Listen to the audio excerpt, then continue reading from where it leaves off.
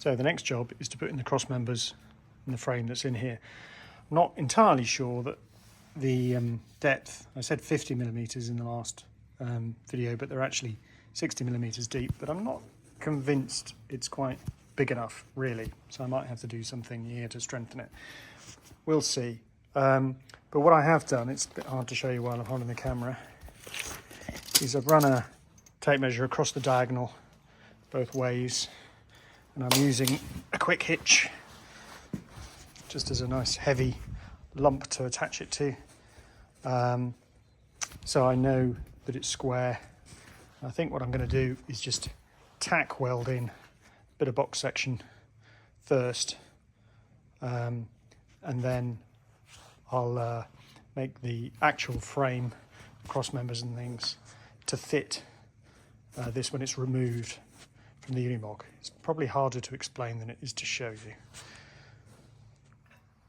I'm just going to check my measurements, and then I'm going to tack weld these bits of box section on, and then I can remove the lower links, take them to the bench and make the frame properly.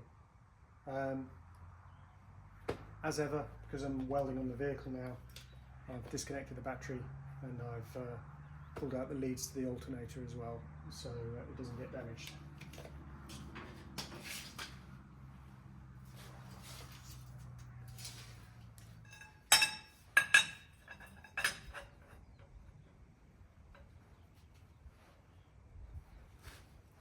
Oh, the other thing I've done is I've put a washer next to each mount, just to give me a bit of margin of error. I put it up hard against these mount points. If it distorts at all in welding, it might make it really difficult to get on and off. So a washer, it's only a couple of millimeters where it butts up against something, but just gives me that leeway.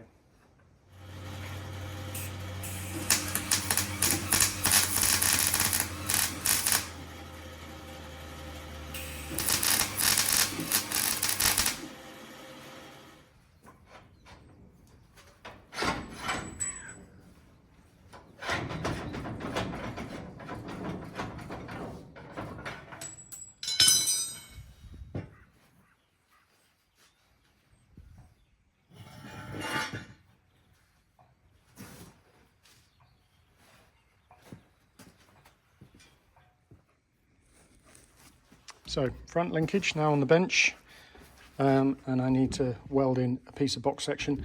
This is what the hydraulic ram is going to pick up on, and what I want to do is weld it so it's over this joint, add a bit more strength to where that joint is. This is 5mm wall. There's some good online calculators that you can use to work out the dimensions and the thickness of the wall of things like box section and strip, so you can see whether they're strong enough for what you're trying to do.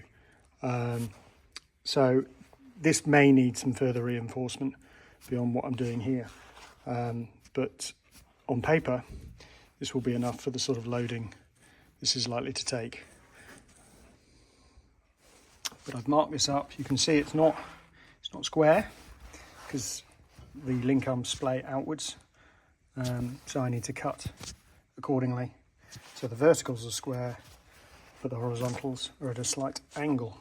So that's the next job, cut this and then tack weld it into this space. It's quite handy on the bench, it's worked out quite well that I can use the front edge of the bench as a way of checking whether this is square to the links, just by pushing the hooks up against the back of the bench. Everything seems to be coming up symmetrically, so that's a good sign that where I've welded it in, where I've tack welded the box section in, is accurate. So I've cut the box section, and now it's a case of welding it in.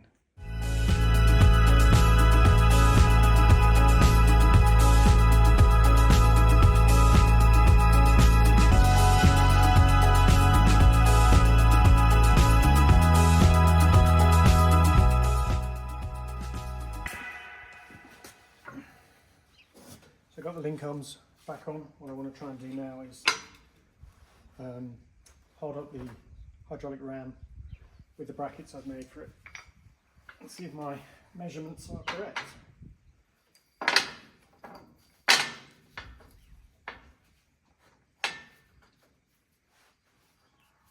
Pretty good. So I think that should be where it'll be. So what I'll do is take off this top cross member and tack weld these brackets on as the next job.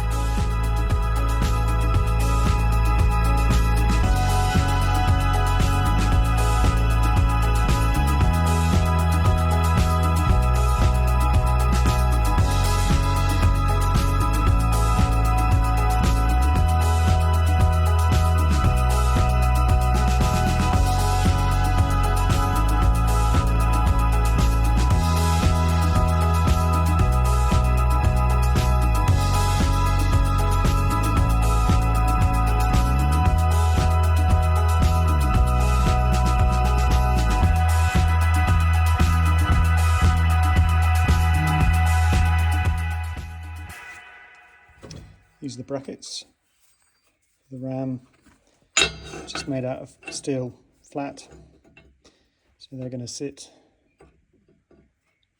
something like that. And what I wanted to try and do is not only have the load on the top of the box section, but bring some of it down the side and also into this strengthener as well. Just all the time thinking about trying to spread the load rather than have it all localized in one area. So next job, tack weld that and check everything lines up once again.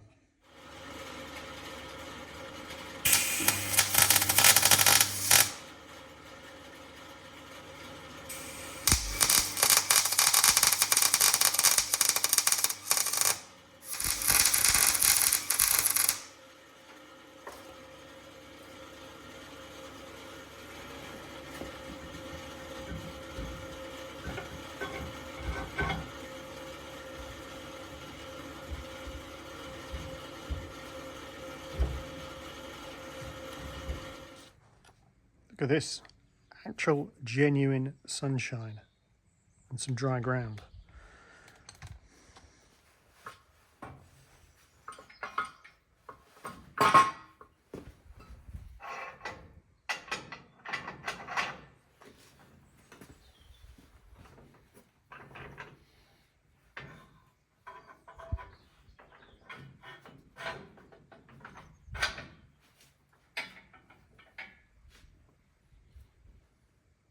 That's all the way down.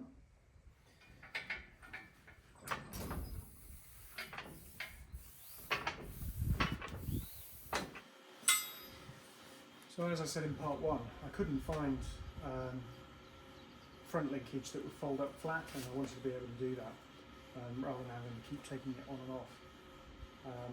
So how I've gone about doing that is a pin we can take out there, folds down, so I had to make this bracket. That's got a crank in it, it's had to have a bend in it, because when I drop the top pin out, the upper link pin out, where the hydraulic hose goes, it needs to be able to clear underneath here, so that's the other reason there's a bit of a cutout there. So that drops down.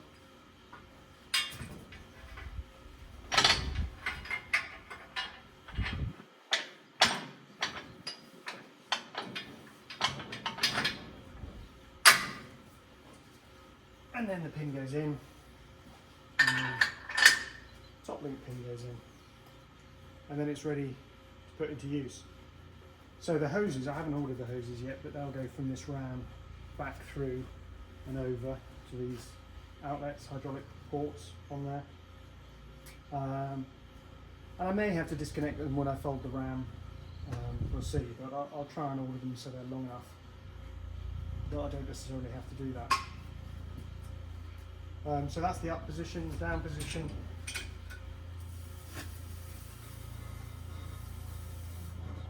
Put me down at that height. I don't want it quite on the ground, but kind of reasonably low. And when I want to fold it away, pull that round back in. That pin.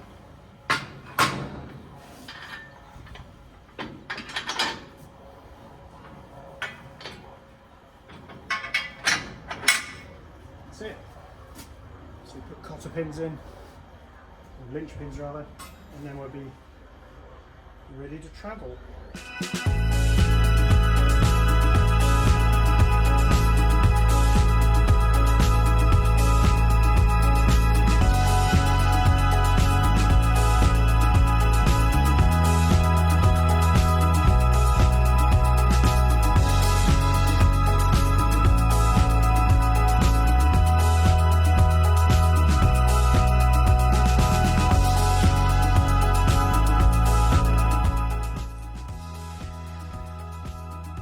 Painted things a couple of days ago now, so the paint's hardened, so we can bolt it on for real this time.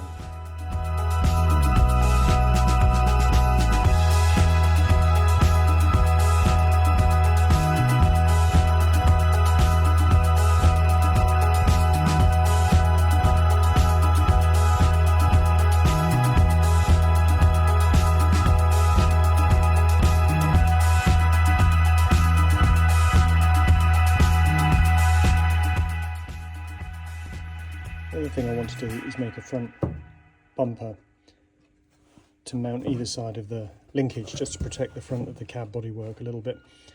And looking through my old pile of steel, I found I had this U-channel. It was originally an engine stand, an engine that was in a crate, and I kept the steel for many years. But what I think it will do is work quite well to make my front bumper. Here's one I'm part way through making, so I've sandblasted it in the cabinet to take off all the old flaky paint. Made a bracket on the front, something like that. So what I'm going to do is sandblast this second one and just cut and bend it to make a front bumper.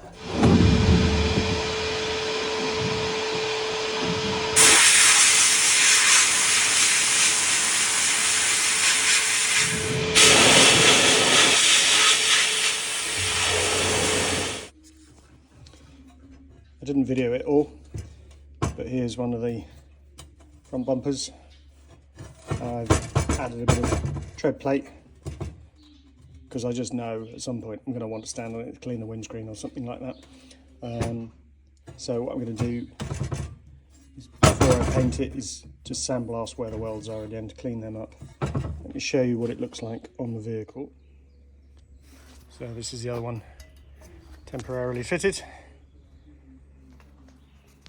So it gives me a step and also protects the front body a little bit, and hopefully doesn't get in the way of anything that I'm putting on the linkage.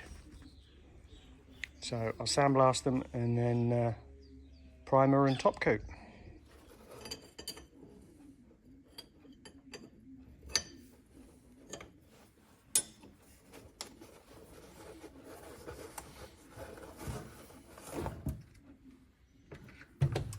So one of the things I'm doing is fitting a Doughty seal, which are a washer with a rubber liner inside them. I find work really well because there's a taper on here, but there's no taper in the probe on the hydraulic coupling, so that will sit on there and hopefully prevent any leakage.